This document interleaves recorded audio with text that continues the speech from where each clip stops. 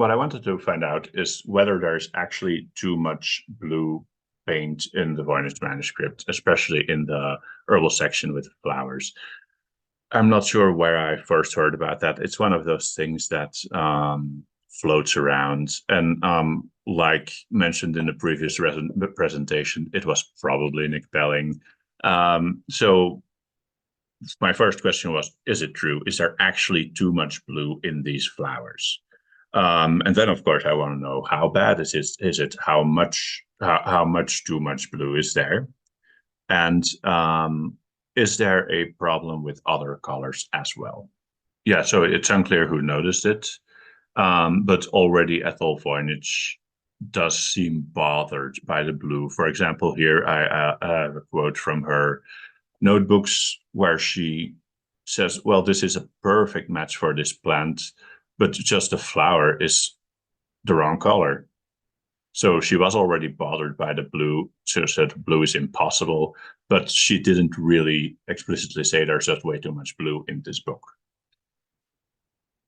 One thing also Nick Belling often says is that, well, but the color isn't original, so why even bother researching this? Someone came in with a big blue brush and painted everything blue. As far as I'm concerned, there's still disagreement about the authenticity of these colors. We don't know who did what when. It's a very, very, very complicated story. It's all speculative. We simply do not know right now. What we do know is that somebody wanted it to be this way as it is now, and that's a perfectly valid way to study an artifact. We have it like this now. That's the way it is. Let's look at it the way it is now. And it might be original, might be not, doesn't matter for this question. Looking at whether or not the paint is original is also a good question, but that's just different research. How did I do this? I looked at other manuscripts and I counted the colors of many, many, many flowers. I started doing this in November 2023, but then there were a couple of manuscripts held by the British Library that I really wanted to include, but as you all know, the British Library has issues due to the cyber attack. So I just kind of gave up on that, and I set it all aside. But then I decided, well, it's Voynich Day. I might as well finish this and publish it as is. So as you see, this is a picture of one of my notebooks where I was just check marking flower colors as I went along. I had some rules. Many herbal manuscripts have way more plants than the Voynich. So than the Voynich herbal section, which is the only part I looked at because the small plants section hardly has any flowers. So I did the first around 135 plants, which is around the amount of plants in the Voynich. And so when there were two colors in one flower, so in the part with the petals, so the actual flower, I counted each, but that was really rare, so it hardly impacts the stats. I focused on the petals, so not the calyx part, which is green in this, but I also studied the calyx separately, and then I also looked at the stalks. So all of these will be discussed separately. First, I had a look at nature because I found a good paper, this one, where someone had studied proportions of flower colors in nature. And so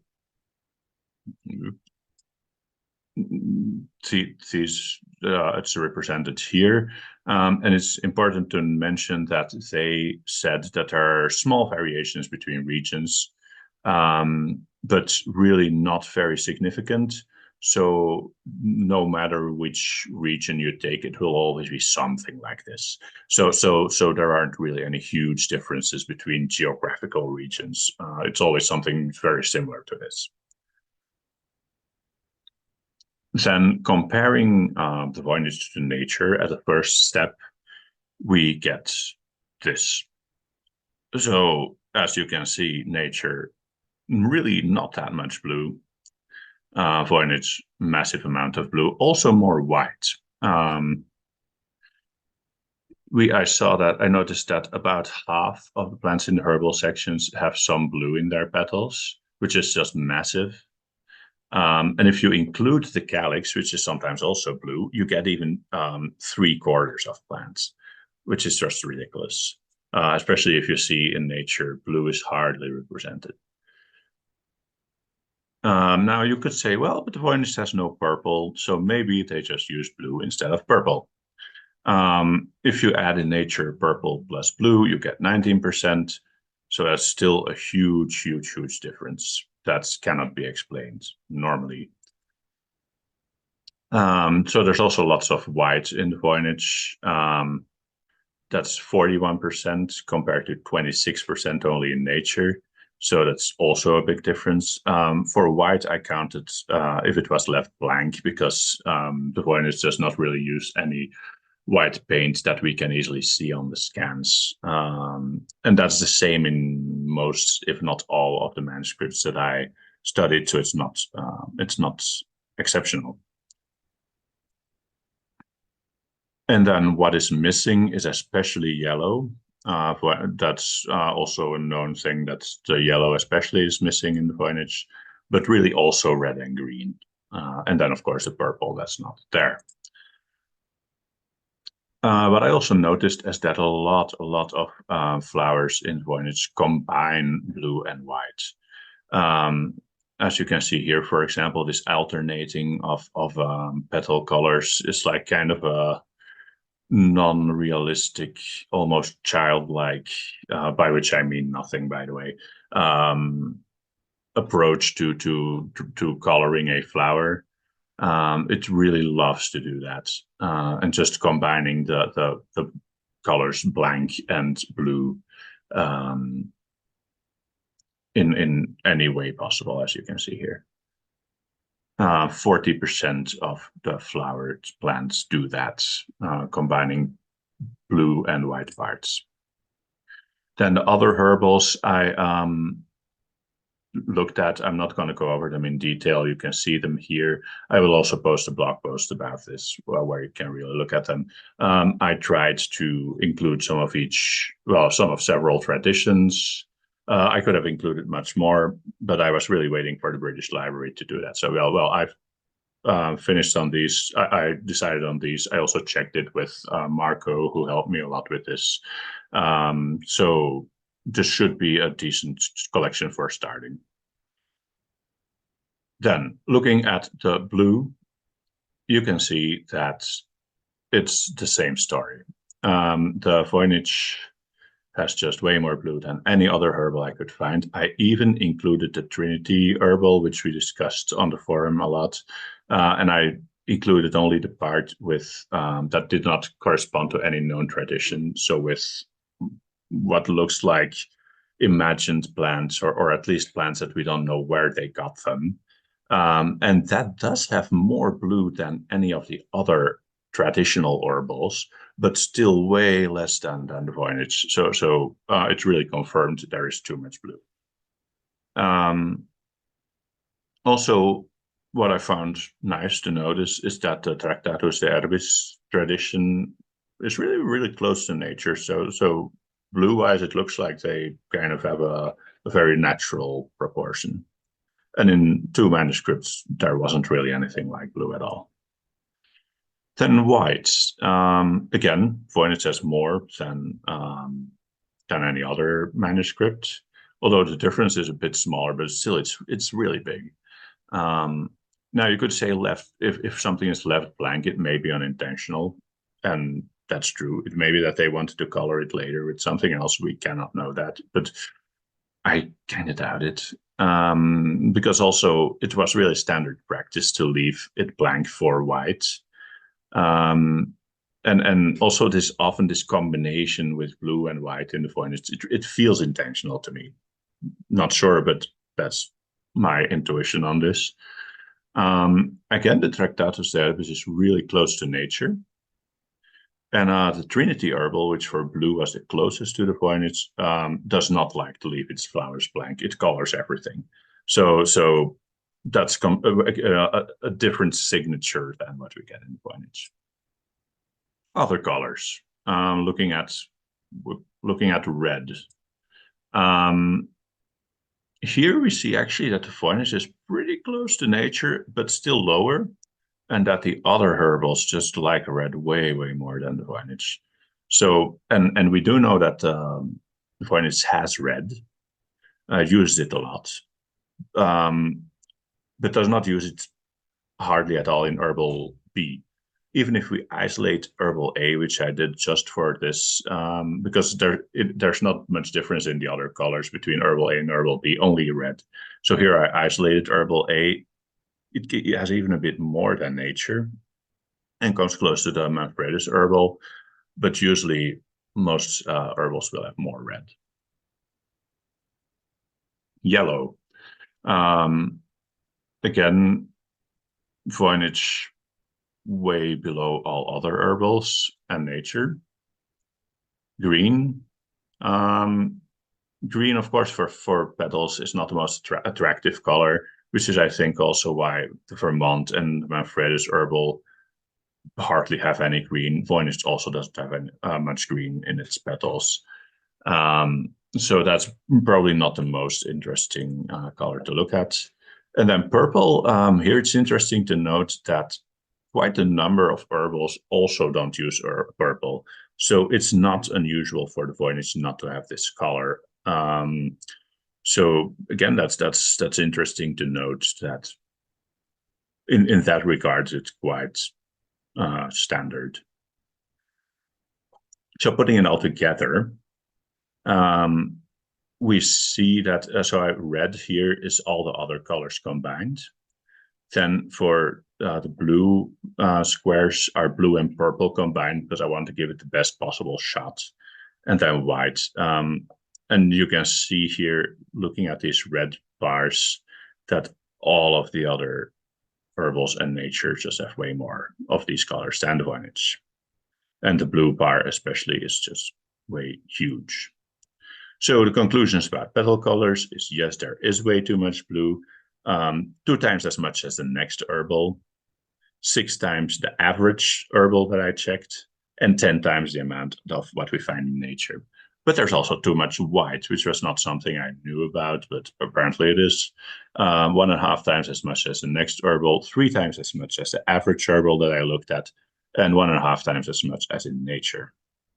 And then this frequent combination of blue and white is really something to keep an eye on. It's bizarre, especially because it's just so often used, and there's not enough of all other colors. The lack of purple is not exceptional. It does not explain the amount of blue. And something I didn't mention yet is that the other herbals that lack purple, if you look at their stats, they compensate it with red rather than blues. So it's really not a good explanation that they're compensating the lack of purple with blue. Then some other things I noticed. We're going to look at calyxes and at stem colors. The calyxes I defined very broadly as the part of the flower that's sitting beneath the petals proper. Just whatever structure is present there is the calyx. Calyxes. So yes, I use the loose definition. All of these are calyxes. One thing already to notice is that the Voynich has way more of these than other herbals. Many other herbals really like to just draw the petals, and just not all flowers have very prominent calyxes to begin with in nature. Voynich really likes their calyxes. So this is a really striking statistic. Here is 100%. If you look at the amount of calyxes that are green, which is what we kind of expect the calyx to be, you see that all other herbals are way above 75%, some really close to 100%. Voynich around 25%. So again, something bizarre is going on here. Looking at all the colors, you see Voynich lots of white in Calyxes, also lots of blue, of course, but even red and yellow, which we just do not see all that much in the other manuscripts. So maybe the Calyx color is even weirder than the petals color overall, which is again not something I expected, but there we are. Then about stems, I will talk about color soon, but first some weird observations. Many herbals have a number of plants without any stem or stalk or sticky thing whatsoever. It's just a bunch of leaves coming straight out of the ground, like this kind of plant here, kind of aloe-looking plant. Voynich does not like those. It really likes a stem where with stalks coming off it with leaves. And all of the other herbals that I looked at had at least some, not many, but some plants without a stem. So the Voynich really wants to add something like a main stem, even when there are smaller stems. So here, for example, you see these leaves, they could come out of the ground without a stem, but you get this little stubby here, and then they add this other stem here for this other cluster of leaves. So they really like stems, just like they really like calyxes. Sometimes you get the stem as just a pen line. In the Voynich, we have that in 2 plants. And I found just one example in other manuscripts, which is in the Dioscorides. But that's a very marginal phenomenon. So let's disregard that. Stem color. Stems are mostly green, but of course, many plants have a woody stem. So brown or tan, like here. Very rarely we get a stem in a different color. Here it's slightly purplish, bluish, kind of hard to see. And it corresponds to a plant with also kind of a pale stem in real life. But that's very rare again. I'm just including some examples here also of a kind of a purplish stem with some green lines in it, which is also interesting. And here a stem that was left blank that I found in other manuscripts. But I'm just gonna go over this quickly. So going to stem color now. We see that in most of these manuscripts, stems are green and with a good chunk of brown stems. Most of these are brown, some are yellow tan colors, but I just grouped them as woody. Oh no, here they're still separated. So these are brown and these are the yellow tan colors.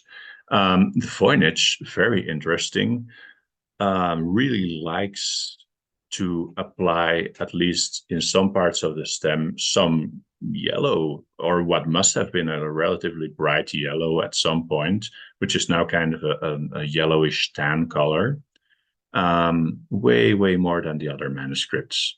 So that's kind of bizarre because yellow is missing from the petals, and it's just way overrepresented in the stems. The Trinity herbal here in its bizarre plants section has a pretty similar signature to the Voynich. So that's interesting. But most regular herbals from known traditions will have green stems and some brown stems. If we put woody stems together in one block, then other and green stems, we see again pretty similar signature between Trinity and the Voynich, but completely different from the other herbals, which have so much green and just not as much woody stems. In summary, the petals of the Voynich are way too blue by all possible measures you can think of. But there's also too much white, and just this combination of blue and white is remarkable. In calyxes, the Voynich has way more calyxes than other manuscripts. It really likes to include them as part of the flower to make them prominent. And 87% to 100% of them are green in other manuscripts, but in the Voynich, only 26% is green. So again, something weird is going on there with color. Voynich uses lots of white in the calyxes, but also blue and even some red and yellow. When it comes to the stems, I noticed that the Voynich prefers its plants to have a main stem in addition to any stalks of the leaves. But then color-wise, in the herbals that I checked, they're dominantly green, the stems, but the Trinity herbal and the Voynich have about 50% woody stems, which in the Voynich are often this tan yellow color, of which I included some examples here. So the conclusion overall is that there's too much blue, but also too much white, and depending on where you look, too much yellow. The colors are unusual overall and far removed from any known tradition and from nature. What gives? It's not necessarily random, because there's one might be tempted to say, well, someone came in with a big paintbrush and slapped some colors on these flowers, but it looks like there's some thought behind it, and even if they don't represent nature or other known traditions, they might have been meaningful to the person who applied this, whoever it was, whenever it was. It could have been one of the original makers of the manuscript, could have been a later owner, we don't know. And it could have been inspired by some different kind of source, which was not a traditional herbal manuscript. What kind of source? So this is just something I noticed at the end. It's not well researched, take it with a grain of salt. But I noticed that when you look at ornamental borders, like that are often present in medieval manuscripts, they will draw their main illustration and then have an border of plants around it, like in books of hours. That's very common. There's an abundance of blue because blue is a color that symbols wealth. If you can, blue paint's relatively expensive. It is so you want that a lot in your manuscript if you want to show off how expensive it was. But also blue carries a lot of symbolism. For example, in religious contexts, the color of the Virgin and what I don't know what else, but a lot. So these borders are often very decorative and not necessarily a realistic representation of natures. I noticed that they do have more varied calyx colors, more different kinds of stem colors, and they might even have petals in alternating colors, although that's not really common. So maybe the painter took inspiration from a genre like this. Maybe, I don't know. Here are just some examples. So I took these from the first couple of manuscripts that I found. You see here lots of different flowers, all blue. And if you move on, if you browse to a manuscript like this, you can do it for yourself. You see that it's page after page of often blue flowers. On this one, you can see that the foliage and the stems all have these blue and whites, or different shades of blue parts. Here's a blue calyx-ish part. Here's a blue calyx. So you get way more freedom in the colors here in these kinds of in this genre. This is from the Visconti hours, where you have these golden stems. And so that might also explain the amount of yellow, for example. Or you have these fantastic blue vines here, like your pinkish vine. You have these lots of blue flowers with red parts. So it's way more free in the colors that they use, and a love for a blue. Here's another example. You have these lots of white flowers with blue flowers, yellow stems, yellow calyxes. Here's a yellow calyx, well, gold, but it could be translated to yellow in a manuscript that does not use gilding, of course. White and blue flowers. So just as a suggestion, I'm not sure if I believe that myself, but it's something I noticed and I wanted to add to the end of this presentation. So if there are any further questions, I will gladly answer them. Okay, Emma, if the Voynich manuscript was colored by a later artist, then it must have been left uncolored by the creator.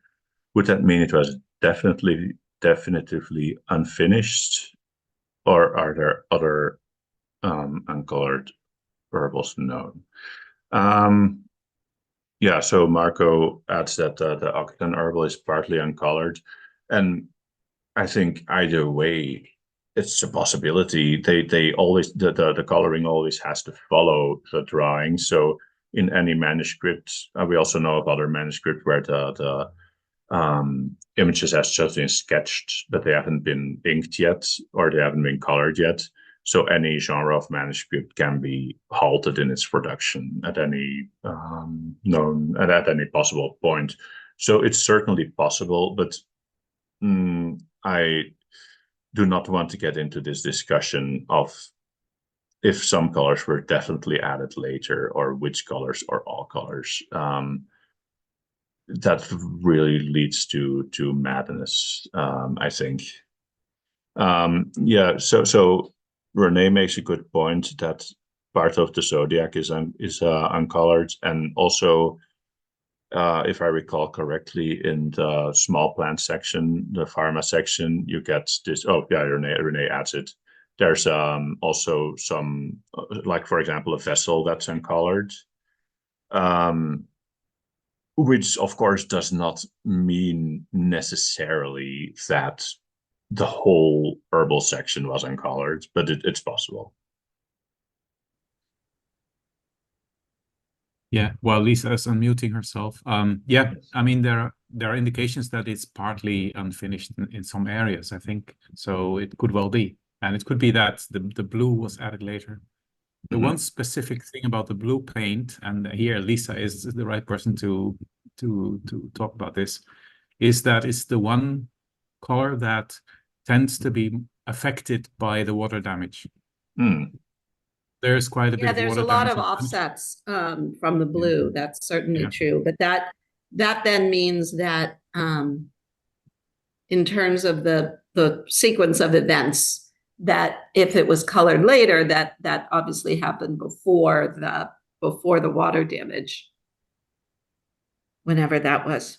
Hi, Lisa. And definitely there are lots of examples of medieval manuscripts where the coloring is left unfinished. That would not be unprecedented at all. This is really interesting work, Koen. Thank you. Yeah. Do you? I recall that you think most of the Voynich paint is still original, or do I remember that incorrectly, Lisa? I don't have a strong opinion about that. It's the only way to know.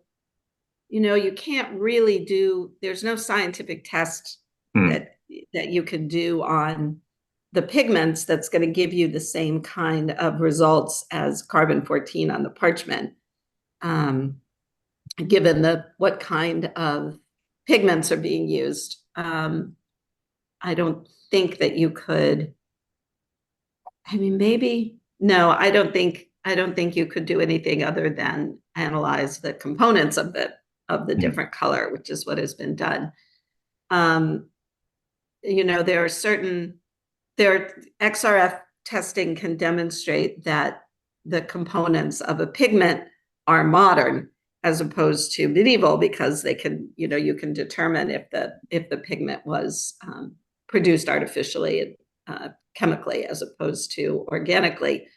But the testing that was done on the pigments certainly didn't show that. So I certainly don't think it's modern coloring. it could be certainly later than the 15th century, but I definitely don't think it's modern. All of the That's all. pigments tested are compatible with the early 15th century, at least. Yes. Okay. Yeah, All yeah, right. for sure. I see another comment from Otto that says, I see bold blue and white contrast in the non-herbal images of your background.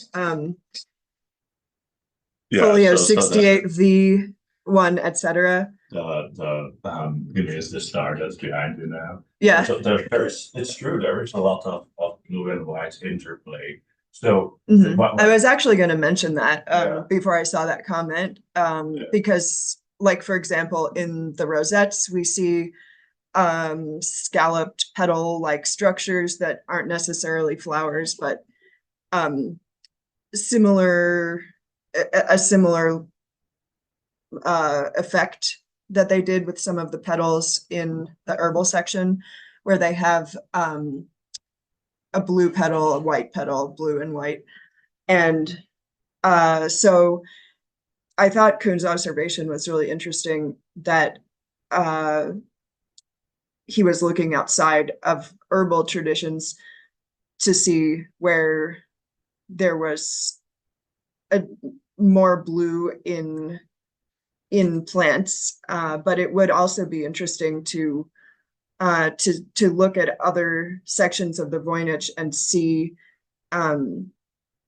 how prevalent this blue and white patterning actually is, because Otto is right. It's definitely not just characteristic of the plants alone. It's a recurring motif we see throughout the manuscript in the way that they painted the blue. What does that mean if the painter liked white and blue and then applied that to the plants? What does that mean for the plants color?